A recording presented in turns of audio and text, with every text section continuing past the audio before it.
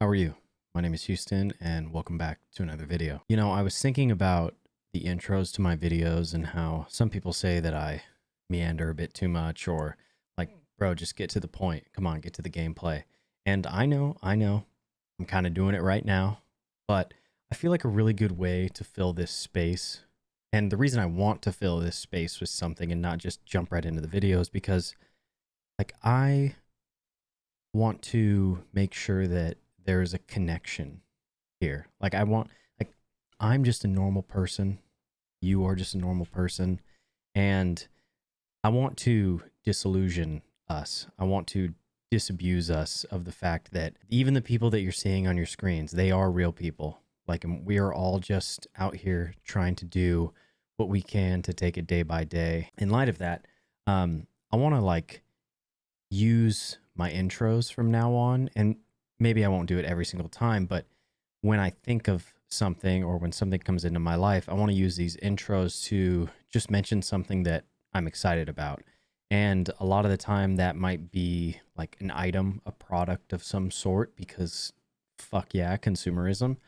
But it might just be something like previous intros where I just want to like bring something up, like maybe something I'm reading about, or you get the idea, right? So for today, you guys know that I've talked about Cadence before, right? These electrolyte drinks that I really enjoy for all my training and recovery and all that. Something that I'm really excited about is they dropped this new flavor, and it's cream soda. And the reason that I'm so excited about that flavor is because, well, one, it's delicious. I think it's probably one of their best flavors, if not their best one. But also, like the taste of cream soda gives me this feeling of nostalgia from my childhood because for some odd reason, everywhere that I went, somebody always seemed to have cream soda as one of the options for like a soda to drink. And if I ever got the opportunity to drink a soda, then I would almost always choose that. And I know it's very strange, but it just reminded me of being a kid and growing up and how something as simple as your parents, well, in my case, my parents being like, hey, or parent rather, being like, hey, you know, you can have a can of soda. Only if you can finish it, though. That's what they'd always say. That's what I'm thinking about. That's what I'm enjoying right now. I hope that maybe these things can also serve as reminders for you to think about small things or either objects or experiences that you can just reflect on for a little bit longer. Okay, here we are on Prince of Persia: The Lost Crown, and another Metroidvania. Obviously, we're going exploration mode. Let's see. Definitely not immortal, but oh, you can turn on permadeath mode or speedrun mode. Definitely not. We're gonna go with something right in the middle because we love the middle option. Not the hardest, not the easiest. We are just playing the game how it was probably intended to be played. Red. So my only reference point for Prince of Persia is maybe the first video game that I ever played. And I don't remember what exactly it was called. It may have just been Prince of Persia. I was maybe like 8, 9, 10 years old. And we had a shitty computer that my stepdad owned already when we moved in with him. And all that was on it was pretty much Minesweeper and Prince of Persia. You know, it was a side scroller, of course, and or platformer, I guess would be the proper term. And there was this one spot where at the end of the level, you had to jump from the castle to the front of a ship. And me and my two brothers, we would constantly take turns like, no, I can make the jump. I can make the jump. And it seemed like the most difficult thing in the world. I actually don't think that we ever beat the game because it was so difficult. This really makes me sound like I'm just not built for this gaming stuff. Like a real 9-year-old would have been able to do it. Okay. I never even played any of the 3D ones like on GameCube or anything like that. So here I am on this new one that attracted my attention because yeah, Metroidvania, right? Whoa. Can you parry in this game? Dude, why do they gotta give... Oh, you can parry. Let's go. Kushan archers. I just read the most recent Berserk chapter, and Kushan are a people in that game. Or not game, sorry, like the manga. Reckless attacks present a special opportunity. Okay, a vengeful counter. I like it.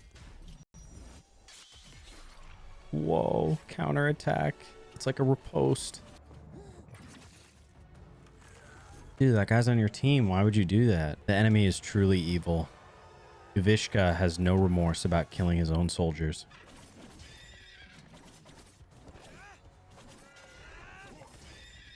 Yeah, buddy, this is gonna be a hitless run. I'm sorry. Just kidding. Okay, here we go. Here we go. Here we go. Wait. Oh, it's kind of choreographed. He's off of his horse. He's like Gyobu. Everything's a FromSoft reference when your brain is as poisoned as I am. Dude, just stop attacking. You don't stand a chance.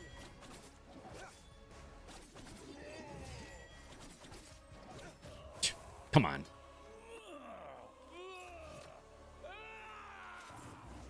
Oh my god, I'm gonna grab it and throw it back at you. Oh, I love defeating a boss and knocking them through a wall or a door, and then it puts me into the next area. Sounds like I'm being a hater, but I'm not. I like the character illustrations. Just the overall like design of everything. Like if you just take away the stylization aspect, I think that's really cool too. But overall, like these illustrations of the characters are nice. Oh, that's the prince. He's the Prince of Persia. And I'm just Sargon with the sash. Something I was thinking about because I am constantly self-critical, or maybe just self-reflecting would be a better way of putting it. Yesterday, if this video goes up on Sunday, they had all those No Kings protests everywhere. And in Seattle, like, you know, obviously we're a deeply blue state for the most part until you go over east over the mountains. So I saw a lot of people out protesting. I was working yesterday, so I couldn't really attend any of them.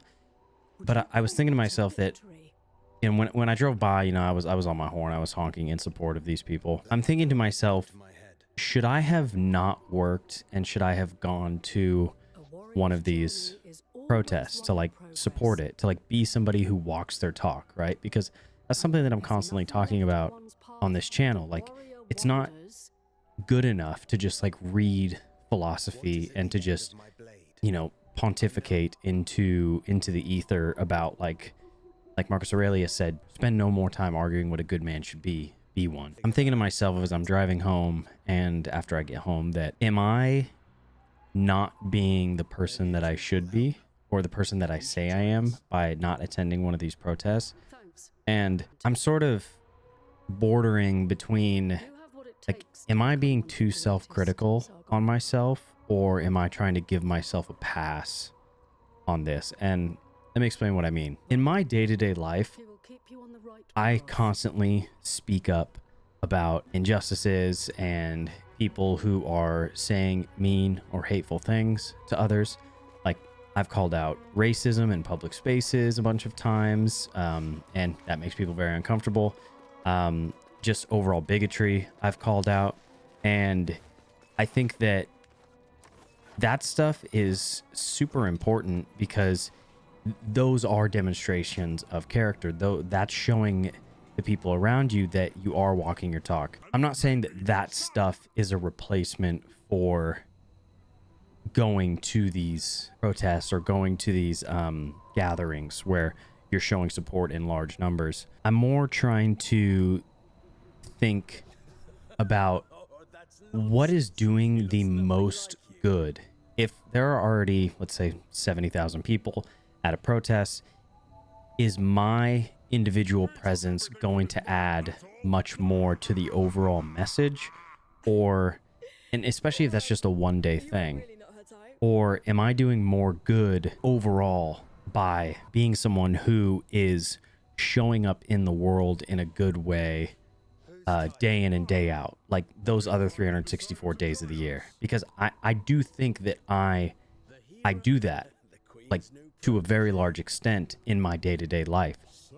Again, I want to make sure that people understand that I'm not trying to put myself off or get myself off the hook here. Like, I I think that it was probably the mere fact that I'm thinking about it this much means that I probably should have went to that, and I do kind of regret not going. On top of that, though, I think that even most of those people that go to these gatherings, if they were going, and maybe they are, I don't know, but if they are going out of their way day in and day out to speak up about this stuff, not just post on social media, not just, you know, repost stories on Instagram, but actually call this stuff out in person, actually defend their neighbors, whether through words or like actually stepping in the way. That stuff is going to do a lot more good. And while the online stuff and posting about you being at one of these things does get you a lot of online points, not saying that's why everybody's there, but it is very clear that that is a factor that should be considered when going to these things. The idea of a life well lived, it can be defined by certain big moments, but it would seem like most of what constitutes a good life is coming from those day-to-day interactions, because that is the bulk of your life. You certainly have these key moments that are very important. Again, I'm kind of just like thinking about this aloud because it's something that you know, was at the top of my mind yesterday. Dude, the Prince of Persia has been captured, by the way. Holy shit. Yeah, so I'm thinking about this stuff, and I feel like I gotta keep saying that I'm not excusing myself, and I'm not saying that there is a right or wrong answer. I'm just wondering, like, how can we do the most good? Like, what is the most effective? Not what looks the best, but what actually is the best. Like, what if each one of those people that attended the protests, what if each one of them donated $1 or $2 to like the ACLU, fight things in the courts? So is that doing more good? Is like, what is actually going to bring about the most change?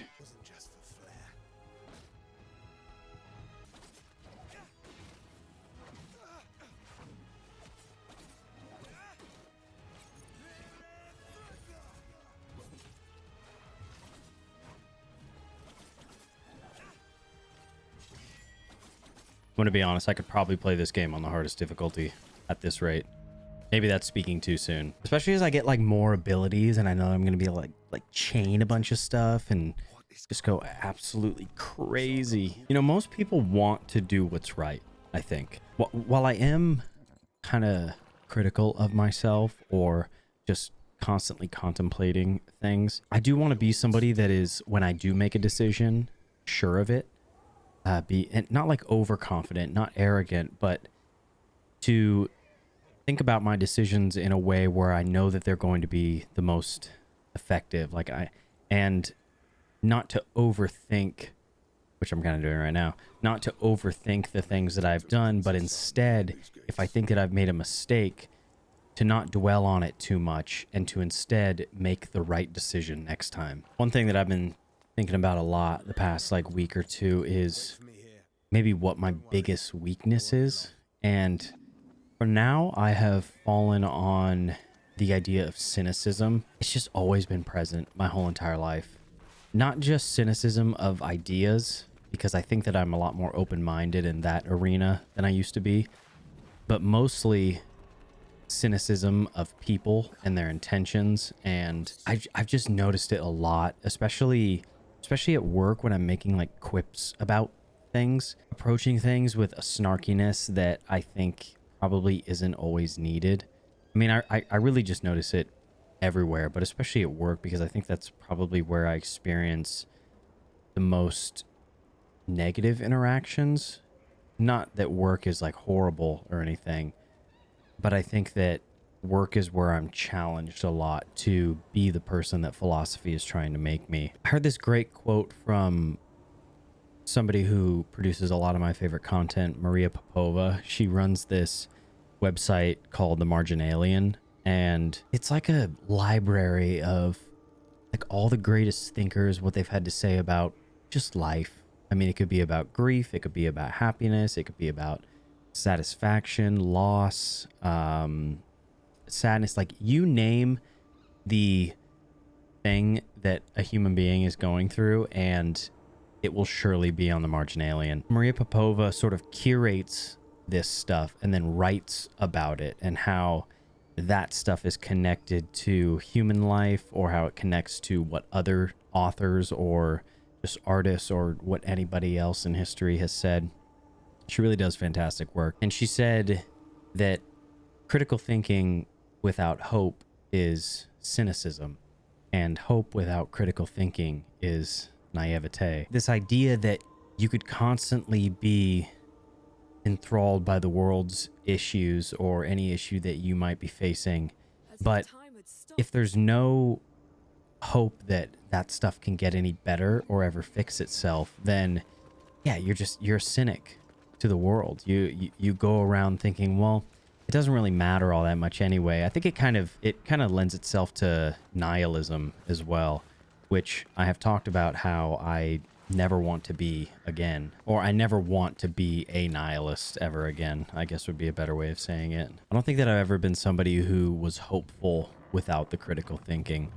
I mean, unless it was when I was a child and I really just couldn't remember it. I don't ever want to be somebody who feels like they're wandering aimlessly through life and just thinking like, oh, well, as long as I'm hopeful, you know, things will just solve themselves. Because you know, you have to act in order to solve things. Like nothing is ever going to just like be okay in a vacuum or become okay in a vacuum. So this all kind of ties into what I was saying earlier about what you should do, and if I did make the right decision, or like what is the right decision. So ideally, you know, you would go to the big events and you would be a good person and act accordingly in your day-to-day life. Is one better than the other? I don't know. That's just something that I'm thinking about. Maybe you're in a similar situation. Maybe you don't support the protests. And I think that the people in the right are probably the ones that are fighting for the oppressed. I think that's kind of like I don't know. I struggle to use the word always, like saying that's always the best option. But if people are being oppressed, if people don't have the power to speak for themselves, the people who can speak for them should be doing that. Not just speaking for them, but also acting in their stead as well. Whoa, I just got killed by mobs. What the hell? Hey, remember that time that I said that maybe I could play this game on the hardest difficulty? Maybe I was wrong. It's interesting thinking about what your biggest weakness might be, because obviously we all have weaknesses in different areas of our lives. Like one weakness as a worker might be a different weakness as a spouse, or just an overall person. And sometimes those things, like your weaknesses as a person, can seep into your work life or your relationships. Well, I would actually say more often than not, those weaknesses as a person are probably seeping into everything that you do. It's hard because obviously you have all these biases towards yourself. I mean, other people see your weaknesses a lot better than you do, that's for sure. But maybe they're not willing to reveal them to you. I mean, hopefully you would be somebody who has good people in their life that will help you become a better person. You know, I'll bring this stuff up to my girlfriend all the time, and I'm like, hey, you know, I want you to be honest with me. Like, I don't want you to sugarcoat things. I'm asking you about this because I know that you'll tell me the truth. For me, that's really helpful, because I don't want anybody to lie to me, especially if I'm at a point where I think I may have recognized a weakness in myself, and I can have somebody sort of affirm that. Like, I'll preface things with her all the time by saying like, hey, I want you to tell me if I'm psyching myself out here, or if I'm overthinking this in some way. And she always delivers. Like, she is always one to steer me in the right direction, and I'm incredibly thankful for that. Time crystals.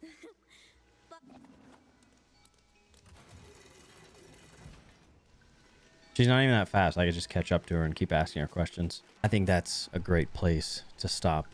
I hope that you can take a little bit of time to maybe think about what your weaknesses might be.